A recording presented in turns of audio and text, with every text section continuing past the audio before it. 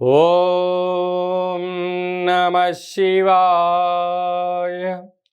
ఓం నమో నారాయణాయ. కర్మ నరదృష్టి నివారణ కాళభైరవాయ నమో నమః. ఓం గురు అరిష్టేతు సంప్రాప్తే గురు పూజాంచ కారయేత్. గురుధ్యానం ప్రవక్ష్యామి. విద్యా ఉద్యోగ విదేశీయాన రాజసన్మానోత్సవ గజసన్మానోత్సవ వివాహ తదనంతర పుత్ర పుత్రిక సంతాన సంబంధిత అరిష్ట దోషపీడోప ఉపశాంతయే. హరి ఓం. మా ఛానల్కి స్వాగతం. చూస్తున్న వీక్షకులకు ప్రేక్షకులకు ప్రియ కాళభైరవ భగవద్బంధులకి స్వాగతం పలుకుతూ మమ్మల్ని ఎంతగానో ఆదరిస్తూ ఉండబడినటువంటి ప్రియ సోదర సోదరీమణులకు, సనాతన ధర్మ సంరక్షకులకు, జ్యోతిష్ అభిమానులకు, పుష్కర స్నానం చేసేటువంటి ఆధ్యాత్మిక భగవద్బంధువులకి, అంటే 12 ఏళ్ళకు ఒకసారి మనకు పుష్కరాలు వస్తూ ఉంటాయి. కుంభమేళ, అర్ధ కుంభమేళ, మహాకుంభమేళలో స్నానం చేసే వారందరికీ మరొక్కసారి చిన్న విన్నపం ఏమిటయ్యారగా, వృషభ రాశిలో నుంచి దేవగురు బృహస్పతి మిథున రాశిలోకి ప్రవేశం జరుగుతుంది కనుక మనకు సరస్వతి మాత అంటే సరస్వతి నది పుష్కర మహోత్సవ కార్యక్రమాలు జరుగుతూ ఉన్నాయి.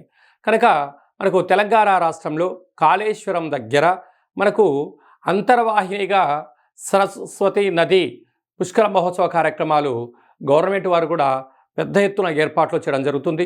కనుక మనమందరము కూడా మే నెల 15వ తారీఖు నుండి 27వ తారీఖు వరకు మన వీలును బట్టి వెళ్ళి పుష్కర స్నానాన్ని ఆచరింపజేసుకొని ముక్కోటి దేవతల యొక్క ఆశీస్సులు, పుష్కరుడి యొక్క ఆశీస్సులు పొందాలని కోరుకుంటూ, అందరిపైనను 12 రాశులపైనను, ఈ భూమండలం మీద ఉండబడినటువంటి అనేక జంతువులపైనను, పక్షులపైనను, ప్రకృతిపైనను దేవగురు బృహస్పతి యొక్క ఆశీస్సులు ఉండాలని కోరుకుంటూ, అందరినీ చల్లగా ఆశీర్వదించమని కోరుకుంటూ మనము స్వామివారిని వేడుకుందాం. 12 రాశుల్లో గ్రహ గమనాలు ఓసారి వీక్షింపజేద్దాం. 15/5/2025 నుండి 31/5/2025 వరకు 12 రాశుల్లో గ్రహ గమనాల్ని మరొక్కసారి వీక్షింపచేద్దాం.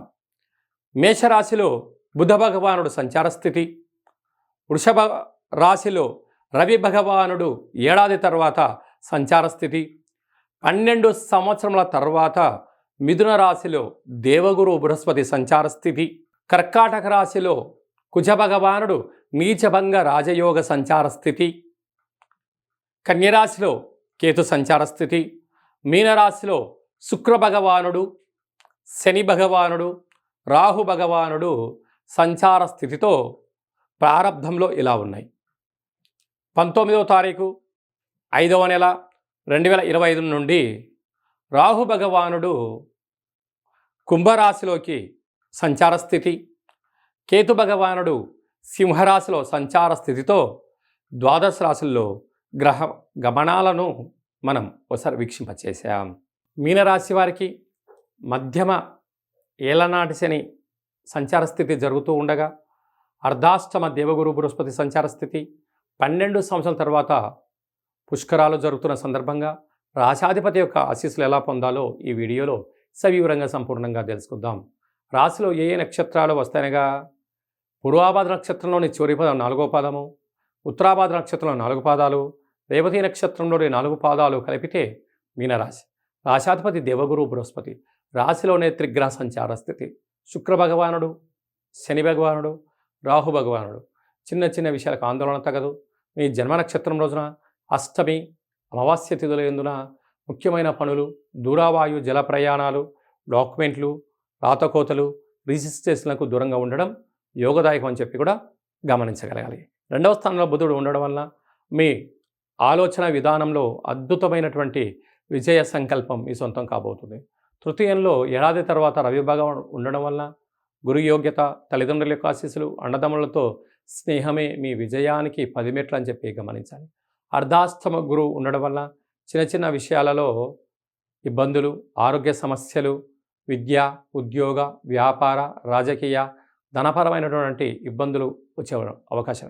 ఇలాంటి కాల సమయంలో తప్పక పుష్కర స్నానం, స్నానం చేసినప్పుడు పసుపు రంగు వస్త్రాలు వేసుకోవడం, పసుపు రంగు వస్త్రాలు దానం చేయడం, పసుపుతో నీటిని వదిలిపెట్టడం, పసుపు రంగు ఆహారం కలిగినటువంటిది దానం చేయడం, ప్రవహించే నీటిలో కొబ్బరికాయని వదిలిపెట్టడం వలన గురు యోగ్యత మీనరాశి వారి సొంతమవుతుందని చెప్పి గమనించాలి.